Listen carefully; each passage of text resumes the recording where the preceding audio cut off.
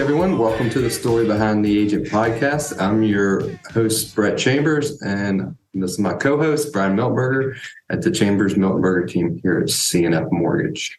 Yeah, and just a little bit about the podcast for any new listeners. After going on many coffee appointments with our realtor partners, we realized everybody's got a different story, and we kind of wanted to give them a platform to come on and tell their story and pass along any advice they have for any newer agents out there.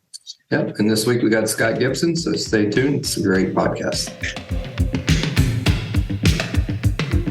Welcome to the Story Behind the Agent podcast, and this week we have Scott Gibson with Keeton Co. So welcome, Scott. Thanks, guys. Appreciate it. Looking forward to it. Yeah, this will be fun. So, we just kind of what we discussed. Tell us a little bit about, what you were doing before real estate and what kind of drove you into why you got into real estate. Just tell us your story and how you ended up where you are right now. So, yeah, mine's a little, I would probably say unique. Most realtors are going to say it's just unique. I wasn't even thinking about real estate and I got into real estate, right? Which is, so I taught for a few years, and loved it, and then decided, we need to history, right? You just said that. I did a history teacher, yeah, and enjoyed it a lot, and then made a career change, and was like, having kids, probably the opportunity to maybe make a little bit more money, right? Yeah. And so at the meantime, I got an office job and was just doing like clerical stuff, just in the middle of trying to figure out what I want to do. And Daniel actually approached me. I've known Daniel. Where was the office job? It was cleric. I mean, it was like data entry for a medical enrollment for insurance. Yeah, not great, right? Not interesting at all. It was just something I could do. It was totally different. And my wife joked, she's like, "You're going to hate being stuck behind a desk." I was like, "And you're probably right, but I'm going to do it anyway and see what happens." Mm-hmm. And so shortly into doing that, Daniel approached me, and I've known Daniel since high school. He's a few years older than I am, but I've known Daniel since high school. And so he approached me and was like, "Hey man, I'm starting a real estate team." He's like, "You have a background in some property management. You've done I was like assistant to some property manager for a little while. I was a department manager of a Lowe's over electrical. I worked in hardware before teaching. This is all these things, right? So I've done a lot of different things." And he's like, houses, how to talk to people, and he goes, teaching is a great stepping stone to doing real estate because it's just helping people understand what they're doing. And I was like, yeah. He goes, "I can teach you the contracts." And I'm like, "All right, Daniel, I know I'm not making much, but it is guaranteed." Yeah. And you're trying to convince me to go full commission, whatever. And I'm like, seriously, you got it right there. No, not happening. Right. So I actually turned him down. This was the start of me taking that office job. Okay. So I worked that office job for about like 11 months and, talking with my wife, and I was just like, "I can't do this anymore." I was like, "Whatever it is." He was right. "I can't do it." Yeah. And she was like, "Duh, I told you." And I was like, "All right, I can't do this anymore." And so I decided, I was like, "What? I'm going to keep working it until I find something else, but it's not going to be like this. Whatever I'm going to go do next is not going to be like this." And so we were the only two that obviously knew about that. It's just her and I talked about it and moved on. Less than a week later, Daniel calls me and says, "Hey man, God put you on my mind. Told me to call you again." No kidding. And I was like, "Okay." Well, Leslie and I's circumstances have changed at that point. He didn't know that. Leslie got promoted. She was now no longer just working for this nonprofit. She was running the nonprofit. So her salary had significantly increased in these 11 months. Yeah. So we looked back at the numbers and we looked at the stuff, and obviously my heart had softened to the idea of potentially looking at real estate. And we were like, "You know what? We can get by, barely, but we can get by. Like we can just get by if I go into this." So we also prayed about it, talked about it, and made the leap and made the jump. And it was, so that was, like I said, that happened, and that was rolled in. And when was that? I don't know. 2016, 2016, Okay. 2017, something like that. Yeah. And so told him I was going to do it. So I was the second ever agent to join him as part of the team. He'd already had somebody working with him for about a year at that point, but he was trying to expand the team. So I joined in with him as soon as my license got, he was already teaching me some of the systems that they had in place before my license got cleared. And then as soon as my license got cleared, I've been active to go out and do stuff. And so passed the class, did all that, and been with him, been helping him ever since. Yeah, you started as a team, as a small team, and now look at this. It's Now, three of us at that point. Daniel, myself, technically four. We had an assistant that was working, so it was Daniel, assistant, me, and then Rachel was the other agent, Rachel Porter, and then and now including staff, we're 80. That's crazy. Staff and agents. And now you're the managing broker here, right? Yeah. I told Daniel. I always kind of knew that Daniel was eventually going to break off. You knew it was going to happen. You could always tell that the team was going to grow to the point where he wanted to create his own thing, right? And so every once in a while, every 3 or 4 months, I would just say something to him about it. I'd be like, "Hey, man, whenever you ready to make the jump, let me know, and I'll help how I can." Yeah. And so, January of 2020, he looked at me and was like, "We're doing it. We're pulling the trigger. Get ready." And I'm like, "Okay." Right. And so then February, did you have your license managed? So I didn't have my broker license yet. Right. Like, you have to be, I had the required, the criteria met. I just hadn't gone and actually taken the classes or done anything. And so, February 2020, we broke off from our old brokerage, created, instead of Keeton Co Real Estate Team, we just took off the team word, right? So, that was a very easy transition. Just like remove the team and then we're good to go. We didn't know that, March of 2020, it was all going to kind of go down like it did. And it was kind of a real, obviously we know now that the market went crazy afterwards. But at that moment, for those first couple of weeks, it was like, oh my gosh, we just split off and it's all going to come crashing down. But when we left, it was, including staff, we only had 2 full-time staff at that time. There were 15 of us that left off. So literally you're talking February 2020, 15 total people to, we're sitting here today, April 2023, and we're most 80. people came along then. We had 2 agents not come. Yeah. But then actually a year into it, one of the ones who did eventually come over. So so basically everyone left with us. Yeah. That's pretty cool to see that. So getting that license and everything, what was besides the money, what was the scariest part about leaping into this? The broker license. Yeah. I did the classes, anybody who's actually thinking about taking the classes for the broker license, the classes are different because it's uniquely designed, as if you would create your own brokerage. That's what they're trying to do, is teach you enough classes to where you have a general understanding concept of am I going to create my own brokerage or not? Obviously that wasn't my pursuit. And most people who get their broker's license don't. Yeah. Most of them file them that way. For me, the part I was thinking about most is that so Daniel approached me about stepping into a managing broker role, right? As soon as we created the company. Take over. Yeah, he needed somebody at the time. Again, we didn't have a massive amount of staff. We had limited, but we were growing. We were, and for those first few months, I think I know you saw it. It was literally we were bringing in 6-7 people a month for months at a time, right? They just constantly coming in. And so he realized quickly that we needed somebody to help out, not only with training the agents and making sure they understood stuff, but then also taking the compliance side off of his plate. If we're going to continue to grow, he can't have his hand in everything, right? And Daniel's great with identifying that and realizing okay, cool, I can do it. Should I do it? And the answer for him was no. I shouldn't. Reviewing contracts and making sure that we're not going to open ourselves up to potential lawsuits or something like that for messing something up like that. He needed somebody. So he approached me about it, knowing that 1, I enjoyed doing that stuff already. I enjoyed that aspect of it. And then 2, I had a knowledge base to go off of, right? It's something that it's a positive and a negative for me, that if I'm going to do something, I want to know 100% of whatever I'm about to dive into, which is annoying, right? Because I can't help myself, but at the same time, it's helpful because then I know and what so, you're getting into, right? Yeah. And so So that's what he asked me to do.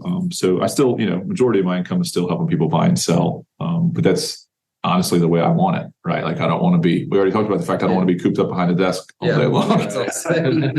So it gave me that flexibility where like, I'm still here. I can still help. I still help with a lot of the trainings. We actually have somebody else who helps lead a lot of those, like even more so now, which is great for me. It's freed me up because as we've grown, the more contracts we get, the more busy I am on that side of it, of the compliance side of it, more than I am on the training side of it sometimes. Which you get to pick which one you'd rather be on the management side and the compliance side, wouldn't you? I still do enjoy the training. I miss that every once in a while I get that teaching itch, right? Yeah. Where I want to go back and do some of that. So that, but again, yes, to answer your question wholeheartedly, there's certain things that I don't want to have to teach, and I don't have to. You don't have to. Yeah. I enjoy the contracts. I enjoy the understanding of those, and so that's what I actually.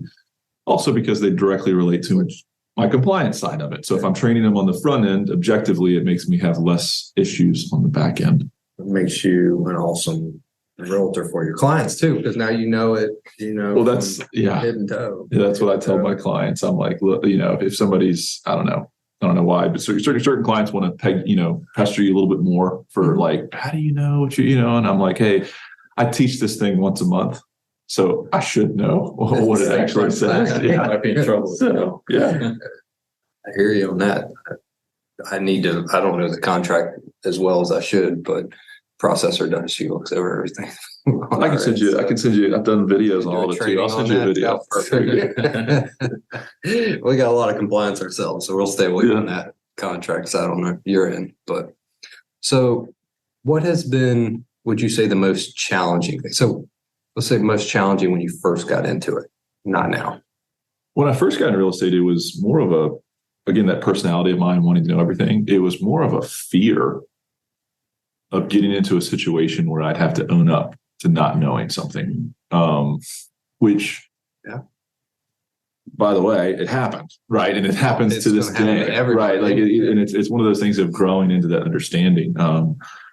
And so that's something that, like, because I know that I dealt with that fear, it's something I try to instill an understanding of that in any of these training classes that I teach, where I'm like, it's okay to not know something. It's also okay to ask as many questions as possible. Mm-hmm. Because like, and it's all about how you phrase it, but like, hey, I think this is what I'm going to do, what we're supposed to do, but let me check with my broker to make sure that this is the best for your situation.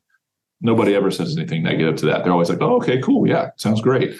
But yeah, for me, it was definitely the fear of like, I'm going to mess this up. Like somehow I'm going to do something or say something or some client's transaction up or something, and it's going to be an nightmare. As you guys know, the biggest purchase arguably that anybody's going to make is going to be their house. There's different people, maybe not, but for the most part, that's what it's going to be. And so like, and then money makes everything more stressful. Mm-hmm. So they're already high strung. I didn't want to ever add to that by doing something incorrect. Mm-hmm. But yeah, I did a lot. I mean, you're gonna do it. I did it a lot, but it ended up. I'm still here, so it's okay. Yeah. But you learn each time from it. No, and that's the big benefit. I won't divulge too much. I'm going through one right now where it was something I didn't quite. I maybe did it in a way I probably shouldn't have. It's going to work out. Real estate, more often than not, you guys see it on your end. I know you do. Is that like most of the times the more patient individual, the individuals who are calmer, it works out. Real estate has a way of, hey, do they really want to sell the house? Yes, they really want to sell the house. Do you really want to buy the house? Yes, you really want to buy.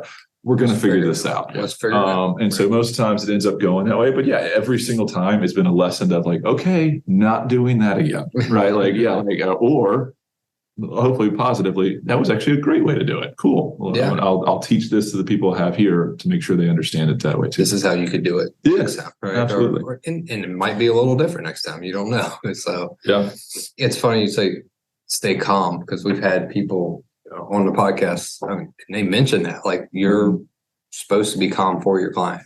Yeah. Mm-hmm. Don't get me wrong. You use a realtor for many different reasons. Yeah. But one of them is so that the client doesn't have our clients don't have direct access to one another, because emotions are, I call them the bane of anything, honestly. But the emotions are you're going to have an emotional reaction positively or negatively to every single thing that you hear during a real estate transaction. You need to let that emotion subside before you actually approach the other side. Mm-hmm. Having a realtor enables you to approach the other side immediately while still also avoiding those emotions, right? Because you're able to have a sounding board. That's really what, as you talked to enough of us and been in the business, we end up being family counselors and marriage advisors and punching bag. Yeah. We literally end up being, and that's the other thing too, like, is the realtors, it's not only helping our clients calm down, it's us ourselves having to be in emotionally control of ourselves, because sometimes it's the clients mad at the other side, but it's just it's anything we do with humans, right? Like, as a human, they always show you like the image of that, like the iceberg, and it's like the person acting out is the tip, and then everything you don't see is why they acted that way. It's the giant part of the iceberg under the water. And it's like, all humans act this way. I'll get mad and say something to my spouse. My spouse probably didn't do anything. It was everything that built up during that day that led up to that point. Right. And so, so sometimes it's, you're getting yelled at by your client, and it's like, all right, understandable. Sounds great. And then you basically let them get it out. We all do that. Get it out. Okay. Now that you're level headed again, how are we going to approach this? I get it out. Okay. Let me call you tomorrow morning. And yes. Yeah. If there's opportunities to sleep on it, sometimes in real estate, you want to keep that momentum, but there's sometimes if there's opportunities, I'm like, hey, depends on, go to sleep, think on it, call me in the morning. And if this is still the same decision, then this is still the same decision, but I want to make sure that we're clear headed before we take, go this route. Yeah. So, yeah. That is interesting. So, on that same line of thing, now that you've taken on way more than what just at the beginning was just your clients, what is the most challenging thing, do you think, to this day for you?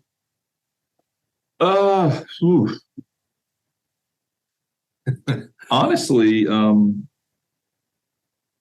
still just handling clients. I know that kind of sounds silly. Don't get me wrong. There's like one-offs, right? Like, something will happen with an agent, and now I'm having to step in to do whatever. But for the most part, there's not like consistency with that. There's not consistent bad things on the managing broker side. It's, again, if we're doing our job, it's the same thing. Like when you talk with a client, like if I tell you there's a chance that the inspector could find some mold or mildew in the house, and then the inspector goes in and finds it, you're going to take that news better than me never saying anything to you. And then all of a sudden the inspector goes, there's mold, and they're going to freak the crap out. Right. Yeah.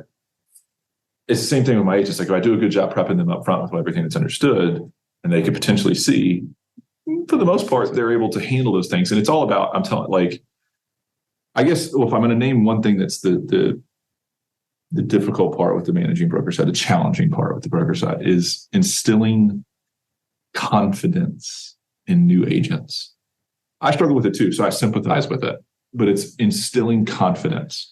9 times out of 10, the agent already knows the answer. Yeah, they know the answer. It's not having the confidence in what they're about to do. Mm-hmm. So that would probably, because it's hard. How do I instill confidence? How do I instill confidence? Right, like especially when you're new, because you haven't gone through. You haven't gone through it over and over again. Experience is the biggest teacher. It's also the biggest confidence booster. Some people, you figure out quickly what you need to say to them, right? There's like certain words, like, but in other people, it takes 5, 10, 15 transactions, deals for them to finally be like, oh, I get it, right? Like, I understand what I'm doing. So that's on the management side. Yeah, the client side is always, there's just always unique, which I love it too. That's the fun part. It's challenging, and it's also the fun part is that, like, each client experience is different. Yeah. Every single one of them is different. And so there's always different unique scenarios, whether it's, you guys are great. And like, there's certain real, certain lenders you guys are one of the lenders I refer to, that one of the reasons I do it is because I know you do so good work up front that most of the times I'm not going to get a phone call 2 weeks in going, that pre-approval shouldn't have been issued. Right. And and that's one of those ones where, like, that presents unique circumstances when that happens. And it's never lenders I refer. It's when, oh, hey, I clicked a button on such and such, and I found, and they said they could do, and I'm like, well, that's great. Let's see if it actually works out. And I clicked a couple buttons. They gave me a pre-approval. I know, and it's crazy to me, right? It might work.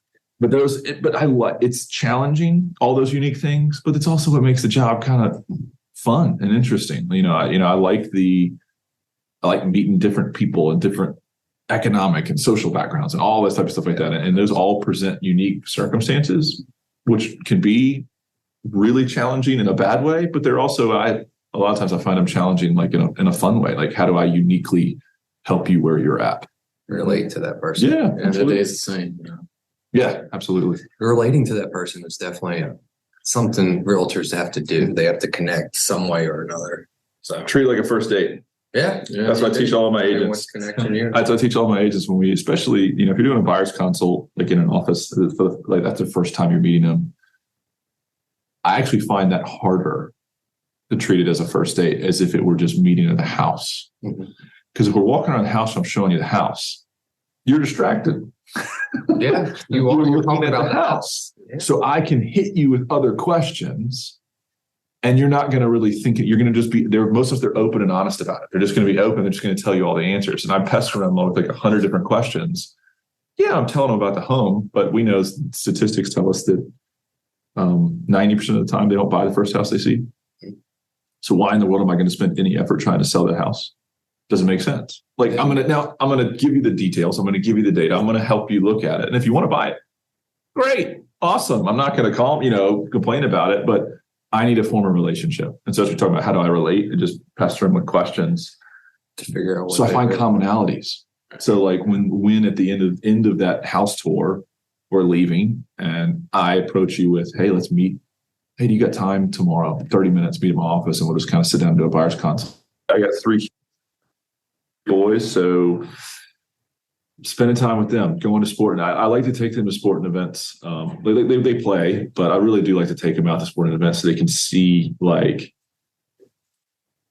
I think it's all fathers' dreams. Yeah, all fathers' dreams to have their kid be like a professional athlete, right?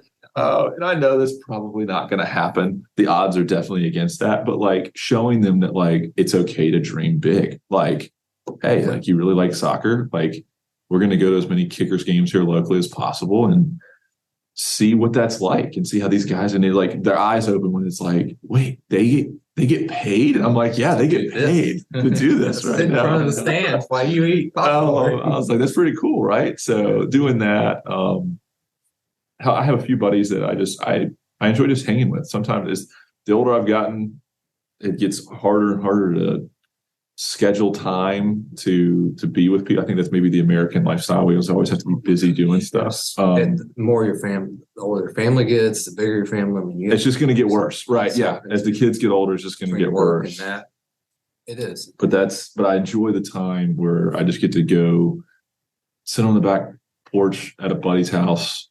We'll smoke some meats or whatever, and then have a glass of bourbon in my hand. Yeah. And that's a great evening. It's something where I really enjoy. But golf, and still a kid at heart. So is there occasional video game? We'll do video. So the weekends are comprised of a lot of pestering. Can we play after you go outside and Pokemon? And I'm like, oh my gosh. Yeah. That's cool. That's about it. Yeah. Well, awesome. I know we have, Brian, you had one more question for him? Yeah. Been asking everybody, but what is one piece of advice you would give to the beginner agent, maybe, or the person that was debating on taking the leap with a full commission job? What's something you could pass along to that person? Yeah. So if you're the person going from like good income to full commission, have some money in the bank, right? It's not the absolute quickest turnaround time you can have to get paid is your mama like I, or hey, my wife supported me when I jumped right. Or have like at least 3 or 4 months worth of like what you need to have in the bank. Yes. And then if you're the new agent, let's say you're already making the jump, or whatever, and you're making, what's the best piece of advice? Start on a team.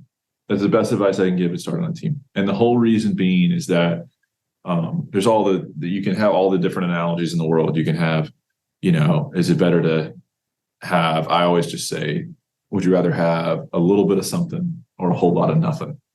Right. The idea being like, do you want the grape or do you want the watermelon?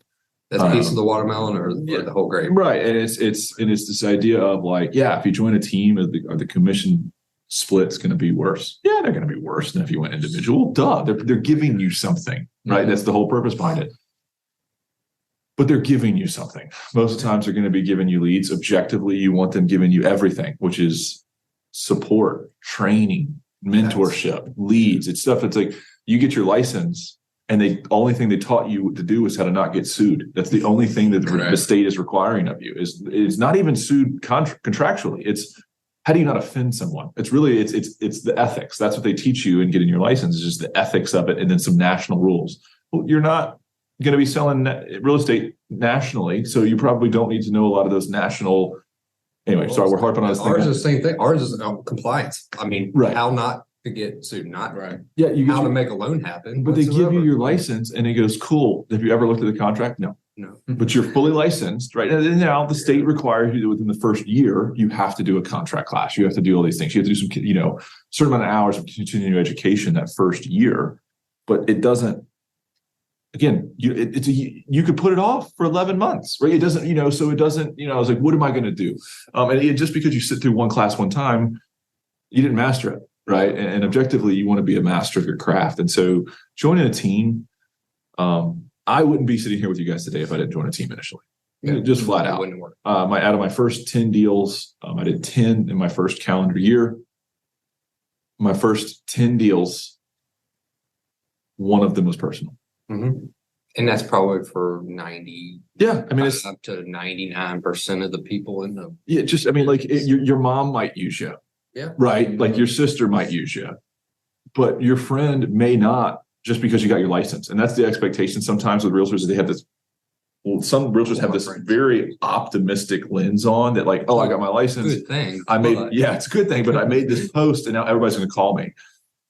I tell them up front when they come to meet with us and talk with us, I'm like, hey, look, it takes 2-ish years, give or take a little bit, of consistency of marketing to your people for them to go, oh, he's like, and it's not like the positive, like, oh, he's doing great. It's, oh, he's still in it. Like, it's just an observation of like, he might be doing well. He's still doing it. And so but the team aspect is going to get you that groundwork to go, get you that one, understanding what you're doing, hopefully objectively good leads, and support to continue doing it. I love where I work. You gotta keep prospecting, especially when you're new. I mean, you got to prospect, and you're not. Well, and I warn new agents about that too. I warn like experience, not just like brand new, but like new agents to us, or even that you've been in it for a couple of years. I'm like, look, like you're going to get so busy that you'll have like 5 things closing in a month. Mm-hmm. And it becomes very easy to concentrate on those 5 things, those 5 deals, and to forget to feed the pipeline. Yeah. And I was like, you may be good. Like, let's say like we're using this month, like you may be good in April. You may be good in May, but because you didn't do your job in April, June's going to suck. Yep. And maybe even July. 90 days later. Right. And so it's like this idea of like, you always have to be, and that's the benefit of a certain teams have different stuff. Like our team here, you automatically get like transaction help. You automatically get stuff. So it helps take some of that stuff off your plate. So then you're able to still feed the pipeline, doing the time blocking and going, okay, I know I have these things, but I am making phone calls from 10 to 12 today or whatever that is. But that's, like I said, I said earlier, like I like my brokerage. I think we arguably do one of the best jobs of that in the area. Yep. But you also want to find the one that suits you. You need to find the one that you feel is going to give you the best growth, wherever that is. Like I said, you got to be comfortable. It's the same thing you teach your client. You tell your client, I want you to be comfortable. There's stress. I tell it to my agents, like, you got to be comfortable. You got to feel like it's at home. You can't go in and feel like it's cutthroat. It is a cutthroat business. If Brett gets the deal, I don't get the deal. It's how it works, right? That's not our approach, though. Like, we always know that there's more business. Everybody knows. Everyone knows realtor. There's like 8,000 of us or something like that, just in the Richmond area. Right. But everybody knows a realtor. But I tell people, like, you got to find the one that has that growth mindset, the one that doesn't mind sharing the knowledge, right? Like it does not behoove me to teach you anything. Right? Like if you don't know what you're doing, cool. There's more clients I can pick off, right? Because I know you don't know what you're doing. They're gonna but does it grow the entire company? Does it help, Yeah. And it's something where, like, as the company grows, the more opportunities we can provide and offer, the better stuff we can give. And so that's the mentality we have, which is what I appreciate. I know I can come in here and go, hey, I'm the managing broker. Is there still stuff I come across I don't know? Heck yeah. Stuff I come across I don't know all the time. But I got so many people in here that I can pull, like, hey, has anybody gone through X? And odds are the answer is yes. Okay, cool. How did you handle that? How did it work out? Oh, good to know. Bank that in my mind, knowing that, like, going forward, I have something to reference for those different circumstances. It goes back to your confidence thing you were saying earlier. Having a team, we have a chat. We have a chat that we use, like, Google Suite for everything we do, and we have, like, a Google Chats that, like, open communication, and it's just constant. I mean, I silenced it for this so you wouldn't hear it. But there's just constant, like, where people can communicate, going, hey, I don't know how to do this. Cool. Like, you post it in there. Things from that chat, just yourself, right? I see it all the time. It's great. Like I said, because we have, yes, I'm a managing broker, but, like, we have two of the broker, like, other brokers that help me out a lot. One of them used to be the president of RAR years ago, so she's got 20 plus years, and then one of the other guys has got, like, 18 years of experience. So, like, I'm hitting them up, going, hey, what have you seen about this before? And it's like, yeah, they may know, they may not know, but everybody needs that. We have it in my coaching group. There's a personal, like, there's a big web page for the whole thing, but then there's, like, a personal page, and people put scenarios in there all the time. And I love just reading them and just being, and then seeing if I could answer them myself. Right. And then it's like, you're actually, I feel like it's good to bank it too. Like you're talking about, like, it's good. Like, I may not be going through it now, but it's good to just go, okay, all right, cool. Yeah. I mean, it's really awesome to be able to see how other people's experiences. I mean, that's life. Learn from other people's experiences so you don't do the stupid thing, right? Don't do the stupid thing. Yeah. But, all right, man. Well, thanks for coming on. Absolutely. Something else we're going to do a little different is, how can people touch base with you? So either if you're somebody looking for a realtor, maybe it's a lender looking to, not lender, it's a realtor looking to join maybe Keeton Co or whatever, how can they get in touch with you? I'm going to tell you my Instagram handle, but I have to tell you a quick thing. So if you've ever watched The Office, it's going to be identifiable. My full name. I know.